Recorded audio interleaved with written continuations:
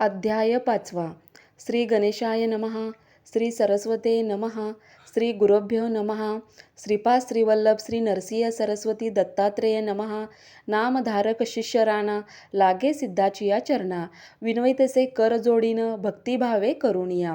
गुरुचरित्र सुधारस तुवा पाजिला आम्हास. तृप्त न होये गा मानस तृषा आणि खोतसे. धन्य धन्य तुझी वाणी वेद लागला श्री गुरुचरणी.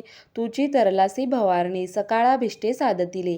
ऐसे असता वर्तमानी उत्तर दिशे माहूर स्थानी. होता विप्र महाधनी नाम तया गोपीनाथ. पुत्र झाला तयासी वर्षे 12 होता तयासी. विवाह करीती प्रीतीसी दंपती एकच वयसी. अतिप्रिय महाहर्षी वर्धता झाली षोडशी वर्षे तया पुत्रासी. ऐसी प्रेमे असता देख.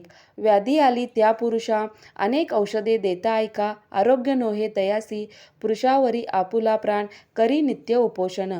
पतीस देता औषधे जाण प्राशन करी आपणही. येणे परी 3 वर्षी झाली व्याधी क्षयासी. पतिव्रता स्त्रिय कैसी पुरुषासवे कष्ट तसे. जितके अन्न पतीसी तितुकेच ग्राम आपणासी.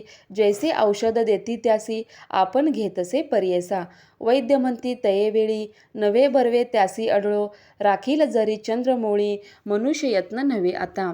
येणे परी पतीसहित निगती झाली पतिव्रता. क्वचित काळ मार्गक्रमिता आली गागनापुरासी. मार्गक्रमिता रोगियासी अधिक झाला त्रिदोषी. उतरता ग्रामप्रदेशी अति संकट झाले पै. विचारिता श्रीगुरुसी गेले होते संगमासी. जावे म्हणून दर्शनासी निगती झाले तयेवेळी. पतिव्रता तयेवेळ आली आपुले पतीजवळ. पाहता झाला अंतकाळ प्राण गेला तक्षणी. जे जे सांगती मातेव्रत केली पूजा अखंडित. समस्त झाले आता व्यर्थ रुसली गौरी आपणावरी. कोठे गेले माझे पुण्य वृथा पूजिला गौरी. रमण कैसे केले मज निर्वाण. ऐका माया बहिणी ऐसे नाना परी ते नारी. दुःख करी अपरंपारी इतुके होता अवसरी. आला तेथे सिद्ध एक तयाने कतले स्त्रियांचे कर्म.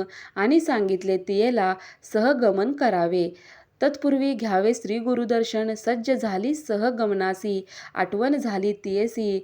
गेले स्वामी दर्शनासी गेली तया संगमासी. उभे टाकून या दुरी तया साष्टांग नमन करी. श्री गुरु म्हणे त्या अवसरी सुवासिनी होय निरंतर. विप्र म्हणती स्वामींसी इच्या पती पंचत्वाचासी. पावला परममाधासी सुवासिनी केवी होय.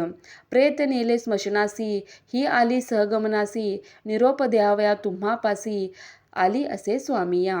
श्री गुरु म्हणती द्विजांसी आमुचे बोल झाले इसी. अहेयपण स्थिर इसी संदेह न धरावा मनात. प्रेत आणुनिया देखा ठेविले श्री गुरु सम्मुखा. श्री गुरु म्हणती विप्रलोका सोडा वस्त्र दोर त्याचे. चरण तीर्थ त्यावेळी देती तया विप्रांजवळी. प्रोक्षा म्हणती तात्काळी प्रेतासी करीती तीर्थस्थपन. श्री गुरु अमृत दृष्टी करून प्रेत झाले संजीवन. उठून बैसे तक्षण अंग मुरडीत पर्यसा. तटस्थ झाले सकळजण साष्टांग करीती नमन. गेले आपुलिया भुवना ख्याती झाली चहराष्ट्रा. पतिव्रतेने पतीसह स्नान केले संगमात.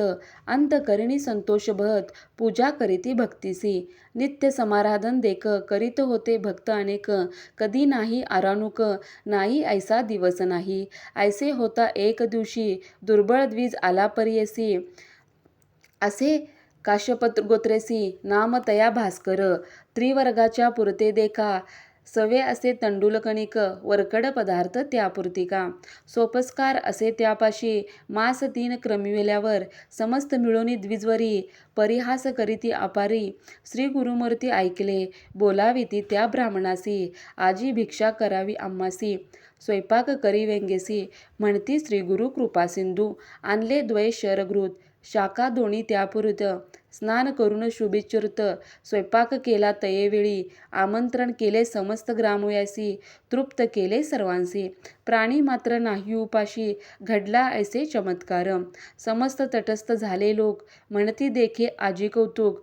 अन्न होते स्वल्प 4 सहस्त्र केवी जेवले.